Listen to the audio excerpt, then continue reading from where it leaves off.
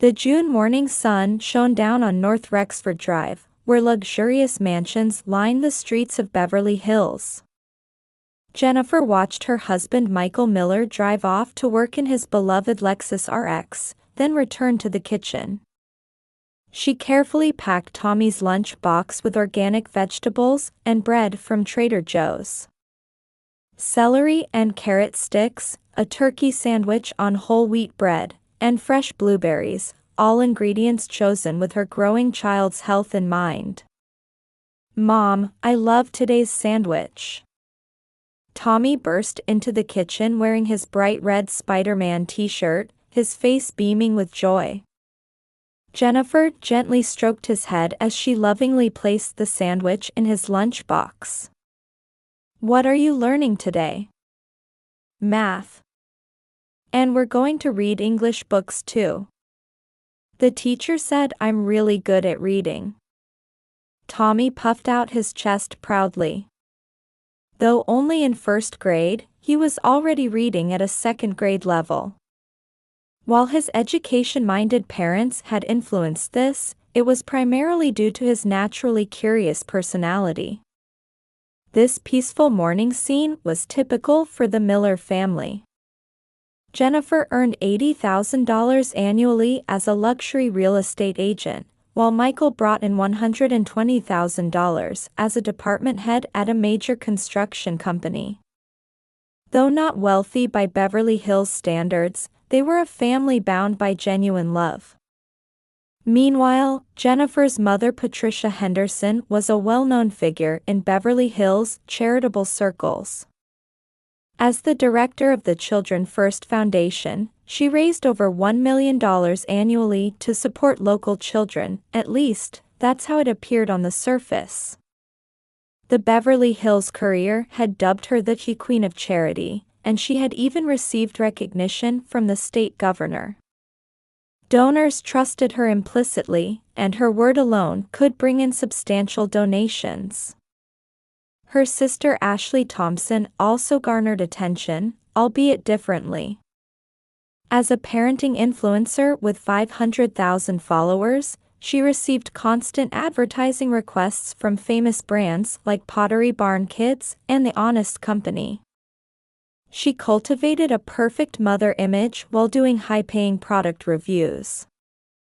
Her Instagram and TikTok posts regularly received tens of thousands of likes, and her advertising revenue alone exceeded $300,000 annually. "With my parenting methods, children never get lost," Ashley would proclaim. Jennifer watched her sister's pronouncements with mixed feelings. Those sisters, their values differed greatly. As Tommy's 7th birthday approached, he made a request at the breakfast table. "Mom, I want to go to Disneyland. I want to meet Spider-Man." Jennifer's expression grew complicated. She had an important meeting scheduled at Coldwell Banker Real Estate that day, a $25 million property deal representing 40% of her annual sales, one she couldn't refuse. "We'll take him," Patricia offered, and Ashley nodded in agreement with a smile. However, Jennifer failed to notice the shadow lurking behind their smiles, missing something in their eyes. "It's your mother and Ashley, they'll be fine. This deal could make or break your year, right?" Michael's words convinced Jennifer to reluctantly agree, though she couldn't shake an uneasy feeling. Her mother was certainly a respected philanthropist, and her sister considered herself a parenting professional. Still, something felt off. "Be careful, okay? Call me right away if anything happens. Tommy, make sure you listen to Grandma." Jennifer repeatedly cautioned them as she saw Tommy off at the front door.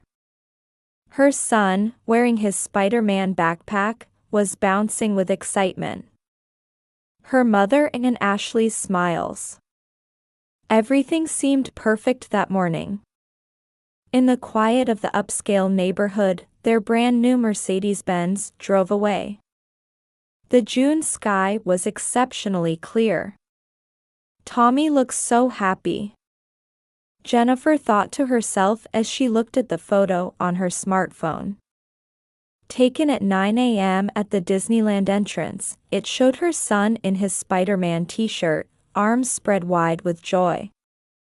Patricia and Ashley were also in the picture, wearing perfect smiles. "Don't worry, Jenny. We'll take good care of him," read her mother's message. Jennifer sent a brief reply. After all, her mother was the director of the Children First Foundation, dedicating her life to supporting children. Surely she would take perfect care of Tommy. At the Coldwell Banker office, Jennifer immersed herself in preparing for the $25 million deal. As she reviewed the luxury property documents, she occasionally checked her phone. Photos arrived at 10 a.m. in front of the Ferris wheel and at 11 a.m. from Adventureland. In every picture, Tommy was beaming. Everything's ready, she thought. As the important client meeting approached in the early afternoon, she finished her final document review and touched up her makeup, checking her phone once more. However, no photos had arrived since noon. They must be having too much fun to take pictures, she tried to convince herself. Just then, her phone rang. An unknown number. She normally wouldn't answer, but concerned about her son, she picked up. "Mrs. Miller? This is John Martin from Disneyland Guest Services. Your son is currently at our Lost Children Center." Jennifer felt the blood drain from her face. "What? Tommy? But my mother and sister are with him. Your son was found alone near Adventureland about 30 minutes ago by our staff. He's currently being cared for at the Lost Children Center." With trembling hands gripping her phone, Jennifer caught her breath. "Can I speak with Tommy?" "Of course." Through the receiver came her son's voice, choked with sobs. Jennifer's heart clenched. "Tommy, are you okay? What happened?" "Grandma and Aunt Ashley, they left me, they went away." Her son's trembling voice froze Jennifer's entire body. "What do you mean? How long have you been there?" "After lunch. Grandma said, wait here for a moment, but they never came back." His Spider-Man t-shirt was dirty, and his face was streaked with tears. The staff's photo showed it all too clearly. "Are you hungry? Did you eat anything?" "Yes, but I'm hungry again." "I was scared, Mom." Those words snapped something inside Jennifer. She called her mother's phone. It rang several times before being answered, with the sound of lively music in the background. It sounded like a shopping mall. "Oh, Jenny? What is it?" Patricia's voice was surprisingly bright and casual. "Mom, where's Tommy?" "Huh? Tommy? Isn't he still at Disneyland?" "Still? What do you mean?" "Oh my, really? I hadn't noticed." Her voice had an oddly detached quality. In the background, Ashley's voice could be heard. "Well, my children never get lost." Those words turned Jennifer's vision red. "Mom. Tommy is at the Lost Children Center right now." "Because you abandoned him." "Abandoned? Surely not. We didn't mean to. I got a call from security. They have it all on surveillance cameras."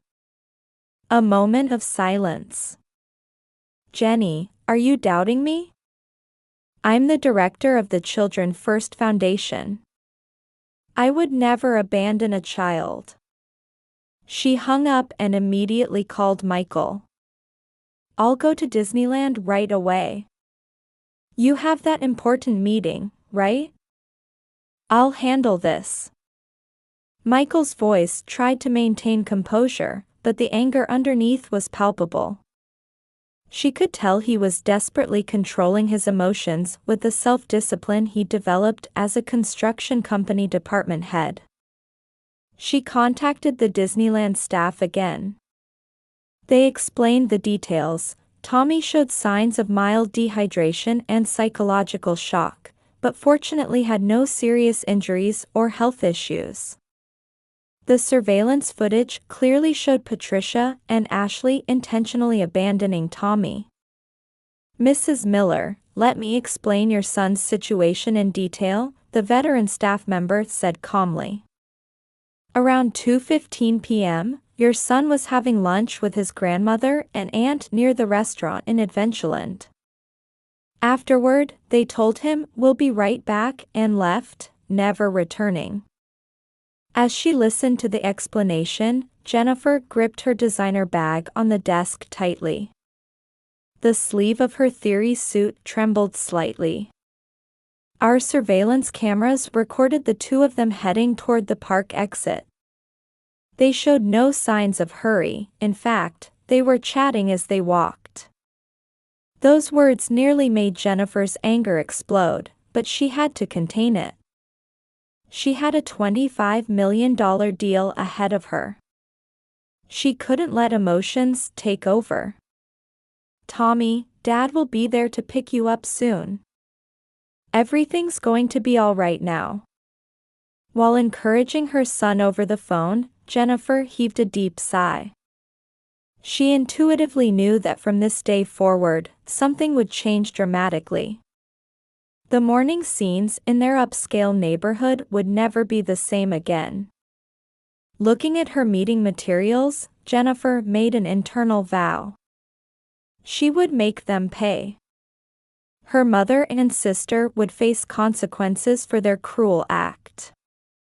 While her son's emotional care was the top priority now, this incident could not go unaddressed. Michael Miller was running at full speed toward Disneyland's Lost Children's Center. His position as department head at Constructive Futures and his expensive suit meant nothing now. His mind was focused solely on his son. "Daddy." Tommy's voice echoed in the hallway. Michael embraced the small body that burst out of the Lost Children's Center with his entire being. The Spider-Man t-shirt was dirty, and his eyes were red from crying. Still, relief spread across Tommy's face at the sight of his father. "Everything's okay, now. Daddy's here." While holding his son, Michael bowed deeply to the attending staff. John Martin, the veteran staff member, explained the details of what they found in the surveillance footage. At 2:15 p.m., after having lunch at the restaurant in Adventureland, Mrs. Patricia and Mrs. Ashley told your son to await here, and left the area. The footage played on a large screen. At the restaurant terrace, Patricia had her hand on Tommy's shoulder. Ashley appeared to be filming something with her smartphone. At 2:30 p.m., they passed through Main Street. By this point, they were already heading toward the park exit. The footage was crystal clear. Patricia and Ashley were walking while having what appeared to be a pleasant conversation, as if Tommy wasn't even on their minds. At 2:45 p.m., our exit security cameras captured them heading to the parking lot. During this entire time, they showed no signs of looking for your son. Michael's face hardened. His wife's mother and sister-in-law had intentionally abandoned his son. This fact was clearly proven by the surveillance footage. "Daddy, did I do something wrong?" Tommy's trembling voice squeezed Michael's heart. His young son had been wondering if he was somehow at fault. No, Tommy. You didn't do anything wrong. Grandma and Aunt Ashley made a terrible mistake. Just then, Michael's smartphone rang. The screen displayed William Henderson Sr., Tommy's great-grandfather, Patricia's father. The 86-year-old real estate mogul seemed to have already grasped the situation. "Come to my house immediately. We need to talk." Upon arriving at the Beverly Hills mansion, a butler quietly led them to the reception room. William Henderson Sr. sat in a heavy leather chair. Next to him was Howard Henderson, senior partner at the prestigious law firm Henderson and Partners, Patricia's husband and Tommy's grandfather. "My daughter, to think she would abandon her own grandson." William's voice mixed anger and sorrow. The real estate mogul, with total assets exceeding $100 million, was known for valuing family bonds above all else. "This is a serious matter that affects our family's honor." Speaking in a grave voice, William had already begun taking action. First, contacting lawyers. Instructions for changing his will. Requests for evidence collection. Everything was proceeding rapidly.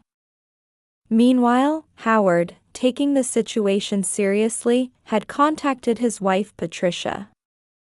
However, her response was colder than expected. "You doubt me too?" Children First Foundation has many supporters. If this becomes public, the donors will leave. On the other end of the line, Patricia was only thinking about her own position. She said several charitable organizations had already made inquiries. There were concerns about the impact on her reputation. And Sister Ashley was making things even worse. A long explanation posted on Instagram. "I wanted to create the best memories for my beloved nephew. But he wouldn't listen to our instructions and wandered off on his own." Followers were questioning this account that contradicted the facts. Ashley, unaware of the surveillance cameras, was trying to create a narrative that suited her. "We're having a family meeting," William announced. With his word, emergency contacts went out to all family members. Today's events weren't just about child abandonment. They questioned the nature of family, trust, and above all, human morality. Michael silently watched his son. Tommy had fallen asleep on the reception room sofa, exhausted. His Spider-Man t-shirt was still dirty. "They will pay for this," Michael vowed internally. He and Jennifer had already determined their course of action. Considering legal measures. More importantly, their son's emotional care. Everything needed to be prioritized and planned systematically. William stood by the window, looking down at the Beverly Hills twilight. His expression showed the severity of the family drama about to unfold. A heavy atmosphere filled the living room of the Henderson mansion. One of Beverly Hills' most impressive residences, owned by William Henderson Sr. Italian marble floors, French antique furniture, Spanish chandeliers. All of it emphasized the solemnity of tonight's family meeting. Family members gathered one by one. Jennifer arrived first, having finished her important meeting. Her suit was impeccable, but her expression showed fatigue. Michael had put the sleeping Tommy to bed in the adjacent guest room, quietly closing the door. Then Patricia and Ashley appeared. Surprisingly, they showed no signs of regret. Rather, they seemed to act as if they were the victims. We will now view the surveillance footage. William's butler turned on the 80-inch display. First footage, Adventureland Restaurant, 2:15 p.m. Patricia adjusting her new Hermes bag while speaking to Tommy. Wait here. We'll be right back. Next footage, 2:20 p.m. Ashley filming something with her smartphone. 2:30 p.m. Main Street footage. Patricia and Ashley chatting while eating ice cream. Acting as if Tommy wasn't even on their minds. 2:45 p.m. Park exit footage. The two heading to the parking lot with luxury brand shopping bags. Then records of them driving the Mercedes-Benz to a Beverly Hills shopping mall. When the footage ended, the room fell into complete silence. William's voice resonated heavily. Patricia, why did you commit such a cruel act? Father. I have my reasons. Silence. His voice was cold and sharp. You intentionally abandoned my grandson, my beloved great-grandson. This fact is now undeniable. Howard Henderson gradually moved his chair away from his wife Patricia. As senior partner at Henderson and Partners, he fully understood the legal weight of the footage. This is a form of child abuse. Howard's words froze the room's atmosphere. Even you blame me? Patricia's voice rose shrilly. I'm the director of the Children First Foundation. I've dedicated my life to helping children. That's precisely why, William interrupted. Your actions are not just cruel, they're a complete betrayal. To abandon your own grandson while in a position to support children. The elderly man closed his eyes heavily and delivered his next words. As of today, you and Ashley are removed from the inheritance. What? Ashley spoke up for the first time. Grandpa, that's... I've already consulted with the lawyers. All my assets will be transferred to Jennifer and Tommy. And some will be donated to a new child protection organization. Patricia's face turned ashen. Father, but our livelihood. Your livelihood? William's voice grew colder. You lost the right to worry about such things when you abandoned a 6-year-old child. Just then, Patricia's smartphone began ringing. An emergency contact from the Children First Foundation's board. They had already grasped the situation and decided to hold an emergency meeting. Ashley's smartphone was constantly chiming with notifications. Critical comments were flooding her Instagram post attempting to explain her actions. Moreover, an email arrived announcing contract termination from one of her major sponsors. Patricia. Now her husband Howard spoke up. I have something to say as well. His expression showed unprecedented severity. I'll contact a divorce lawyer tomorrow. Howard. So this was your true nature. In 30 years of marriage, I've never been so disappointed. Though maintaining his dignity as senior partner at Henderson and Partners, his voice was filled with sadness. Meanwhile, the media had begun moving quickly. A reporter from the Beverly Hills Courier requested an interview with Patricia. Investigation of the Children First Foundation had also begun. This act goes against our organization's principles, and we are taking this very seriously. An official comment from the board had already begun circulating in the media. And Ashley's social media empire was showing rapid signs of collapse. A self-proclaimed parenting expert abandoning a child? Hypocrite. Sponsor companies should reconsider their contracts with this influencer. Critical comments snowballed. Led by Pottery Barn Kids, major sponsors announced contract terminations one after another. Her 500,000 followers dropped to 300,000 within 24 hours. "This is just the beginning," Williams said. No one could argue with his words. Night crept into the mansion's living room. The chandelier light illuminated Patricia and Ashley's pale faces. No one stood by them. The former queen of high society and popular influencer found themselves completely isolated. In the adjacent room, Tommy was sleeping peacefully. Jennifer had changed him into a fresh Spider-Man t-shirt. His small body seemed to have finally found peaceful rest. The family meeting continued late into the night. Throughout, Patricia and Ashley's phones kept chiming with notifications. Public criticism, contract termination notices from sponsors, interview requests from media. The collapse showed no signs of stopping. 1 year later, the aroma of coffee wafted through the kitchen of their new Beverly Hills home. "Mom, make a sandwich for Dad too." Tommy's voice rang out cheerfully. In his Spider-Man pajamas, he peered at Jennifer's hands from across the kitchen island. "Of course.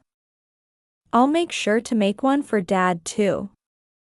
She layered fresh vegetables and turkey between slices of organic bread from Trader Joe's. The morning scenes of the past were gradually returning. 1 year since the incident. During that time, the family had changed significantly. First, Jennifer established her own real estate agency.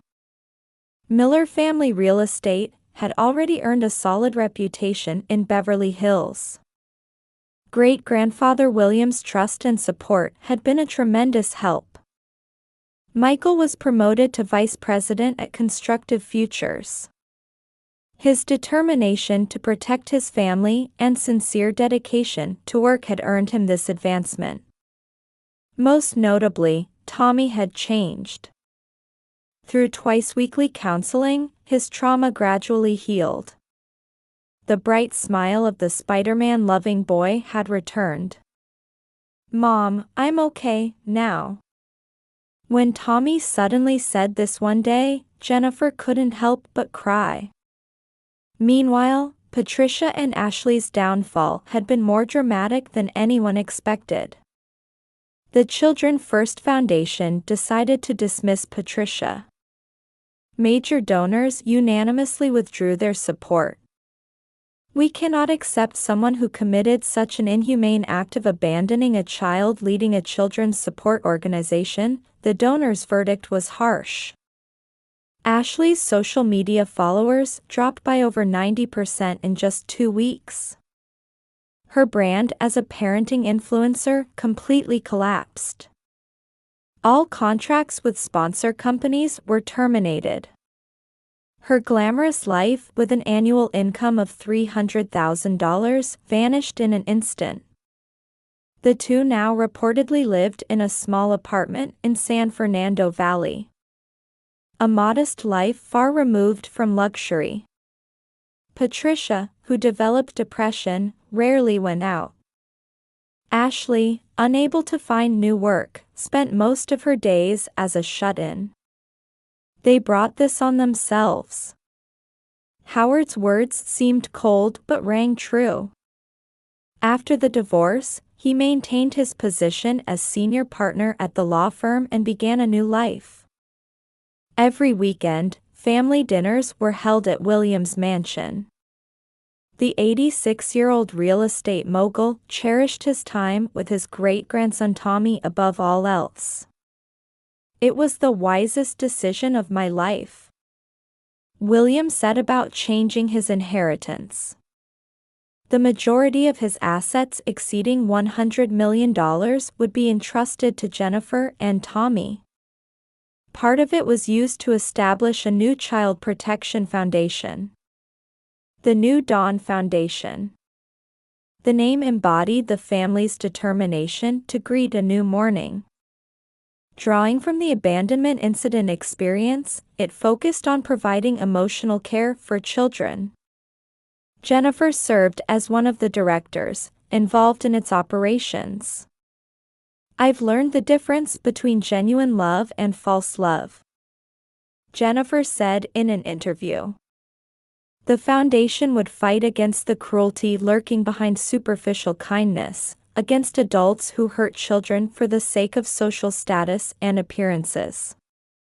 The Beverly Hills morning sunlight remained as bright as ever. Dad's home. When Michael stopped by before heading to work, Tommy ran to him joyfully. His new Spider-Man t-shirt gleamed in the morning light. "We're going to Grandpa's house tonight, right?" The family of three nodded with smiles at Tommy's question. Their relationship with Howard had actually deepened after the incident. His love for his grandson had become more genuine than ever. The scent of homemade sandwiches filled the kitchen. On the living room wall hung a frame with the New Dawn Foundation's principles. Protecting those we love sometimes requires painful choices. But those choices bring forth a new morning. These words quietly told the story of their journey over the past year. Outside the window, the California sun was rising. It marked both an ending and a beginning. It was light announcing the dawn of a new story, guided by genuine love.